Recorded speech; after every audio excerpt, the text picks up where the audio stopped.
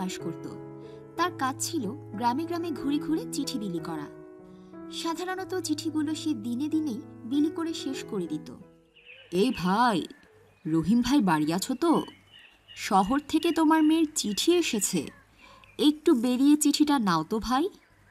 আরে আব্দুল ভাই, আমার মেয়ে চিঠি পাঠিয়েছে? আহ, কতদিন পর। তোমার ভালো হোক আব্দুল ভাই। আমাদের ভালো কেউ করে না ভাই। নাও, এখন কথা না বাড়িয়ে চিঠিখানা নাও, আমি চলি, আমার অন্য কাজ আছে। তবে কখনো কখনো আব্দুলের হাতে এমন সব চিঠি আসতো যে রাত নাকি দিন সেটা দেখার সময় থাকতো না। যখন সরকার প্রধানের কোনো চিঠি আসতো গ্রামের মুখ্যের কাছে, বা কখনো যদি গ্রাম পঞ্চায়েতের নামে কোনো চিঠি আসতো, আরে এই যে গ্রাম পঞ্চায়েতকে উদ্দেশ্য করে চিঠি এসেছে, এক্ষুনি যাই, গিয়ে চিঠিখানা দিয়ে আসি, কি না কি জরুরি খবর আছে এতে। আপন মনে এই কথা বলতে বলতে আব্দুল ঘর থেকে বেরিয়ে যায়। এইরকম একদিনের ঘটনা। রাত প্রায় 9টা কি 10টা হবে। হঠাৎ পোস্টমাস্টারের বার্তা পেয়ে আব্দুল তড়ি ঘড়ি করে ছুটে গেল তার বাড়িতে। আব্দুল, তুই এসেছিস? একটা অদ্ভুত ঘটনা ঘটে গেছে রে। কি ব্যাপার সাবজি? আপনি তো কখনো জরুরি চিঠি না এলে আমাকে এভাবে ডাকেন না, আজ কি অদ্ভুত ঘটনা ঘটল? এই দেখ চিঠিখানা। আব্দুল একবার পোস্টমাস্টারের হাতে থাকা চিঠিটার দিকে তাকালো। সেখানে রক্ত দিয়ে কার যেন ঠিকানা লেখা। আরে সাবজি, রক্ত দিয়ে এটা কার চিঠি এসেছে গো? এটা আমারই চিঠি। আব্দুল পোস্টমাস্টারের এই কথা শুনে তার চোয়াল ঝুলে গেল।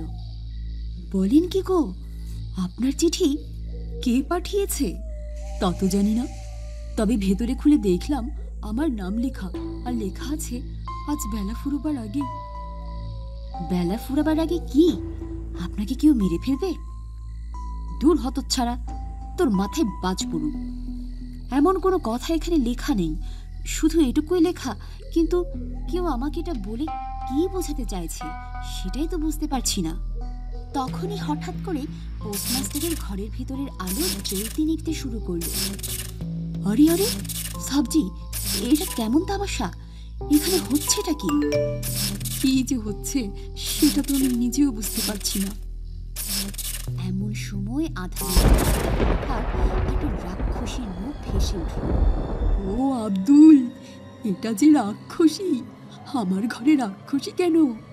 পোস্টমাস্টার আর এরপরে ভয়ে কথা বলতেই পারল না। সে আব্দুলের দিকে তাকিয়ে দেখে ইতিমধ্যেই আব্দুল বেহুশ হয়ে গেছে। আজ তোকে আমি তোর পাপের সাজা দিতে এসেছি। পাপ? পাপ কিসের আমার? আমি তো কোনো পাপ করিনি কখনো। আর আমাকে কি তুমি সে চিঠি দিয়েছো? সেই চিঠি তোর মৃত্যুর পরোয়ানা ছিল, পেয়েছিস তাহলে? কিন্তু আমি তো তোমার কোনো ক্ষতি করিনি। আজ থেকে 20 বছর আগে যখন আমি বেঁচে ছিলাম, আমার মেয়ে খুব অসুখ করে। মেয়ে আমার মৃত্যু শয্যায় চলে যায়। ওই সময় শহর থেকে আমার ডাক্তার কাকা ওই রোগের হাত থেকে বাঁচাতে তার চিকিৎসা লিখে পাঠায়, কিন্তু সে চিঠি আর আমার হাতে পৌঁছেনি। বলছেন কি আপনি? তারপর আমার হাতে সেই চিঠি আসে আমার মেয়ে মারা যাবার 10 দিন পর। আর আমি এটাও জানতে পারি তখন সেই চিঠি ঠিক সেই সময় এসেছিল, কিন্তু ডাক পিয়ন আমাকে আমার চিঠি দিতে গাফেলতি করেছিল, আর সেই ডাক পিয়ন ছিলি তুই। ক্ষমা করে দাও আমাকে। পোস্টমাস্টার আর তার কথা শেষ করতে পারল না।